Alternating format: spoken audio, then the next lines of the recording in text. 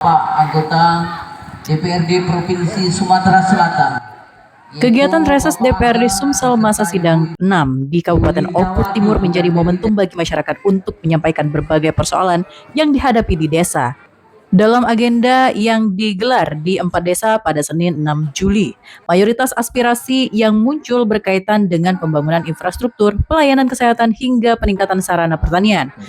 4 anggota DPRD Sumatera Selatan daerah pemilihan 4 yang hadir yakni Nilawati PKB, Angga Saputra Gerindra, Lindawati Syaropi Golkar, dan Syahrudin Perindo turun langsung menemui masyarakat keempat desa, yakni Desa Tanjung Agung, Bukit Mas, Sumbertani, dan Sumedang Sari. Kepala Desa Sumbertani Suwarno mengatakan pihaknya telah menyiapkan proposal pembangunan yang mencakup berbagai sarana dan prasarana desa. Kami berharap melalui reses ini aspirasi masyarakat bisa benar-benar diperjuangkan. Sehingga pembangunan yang selama ini kami harapkan dapat segera direalisasikan dan berjalan sesuai yang diinginkan. Menurut Suwarno, pertemuan langsung dengan wakil rakyat menjadi kesempatan penting karena masyarakat dapat menjelaskan kebutuhan desa secara rinci.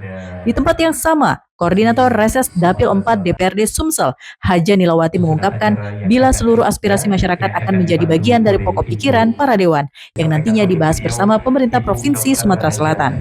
Kami mengetahui apa yang diharapkan dari masyarakat, yaitu di antara jalan, jembatan, kemudian perbaikan jalan, itu kan kita upayakan supaya bisa bantu sedapat mungkin bisa kita bantu. Selain itu, kegiatan reses ini sangat bermanfaat baginya dan para anggota dewan lainnya dengan bertemu langsung dan mendengar segala keluhan yang menjadi persoalan di desanya masing-masing.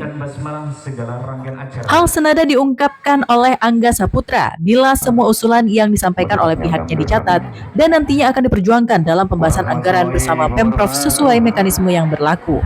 Menurut Angga, saat ini pembangunan desa menghadapi tantangan akibat adanya kebijakan efisiensi anggaran.